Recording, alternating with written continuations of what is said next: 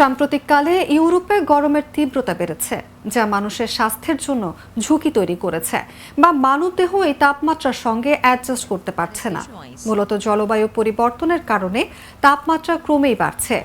সোমবার ইউরোপের কোপারনিকাস জলবায়ু মনিটরিং সার্ভিস ও বিশ্ব আবহাওয়া সংস্থা এ তথ্য জানিয়েছে। সংস্থা দুটি গত বছরের তীব্র তাপপ্রবাহের বিষয় নিয়ে ইউরোপের জলবায়ুর উপর প্রতিবেদন প্রকাশ করেছে। গত বছরের জুলাইতে দক্ষিণ ইউরোপের বিভিন্ন মাত্রার তাপপ্রবাহের বিষয়ও এতে অন্তর্ভুক্ত করা হয়েছে। মূলত যারা বাইরে কাজ করে, বয়স্ক ও যাদের হৃদরোগজনিত সমস্যা ও ডায়াবেটিস রয়েছে, তাদের এ ধরনের অতিরিক্ত গরমে স্বাস্থ্য ঝুঁকি বেশি।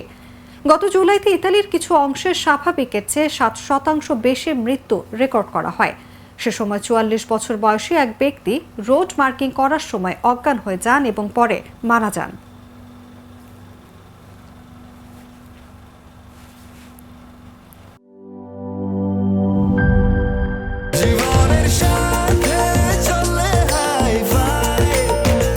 স্বাস্থ্যকর অল টাইম ফ্যামিলি কেক, সব সময় অল টাইম হেলদি লাইফ।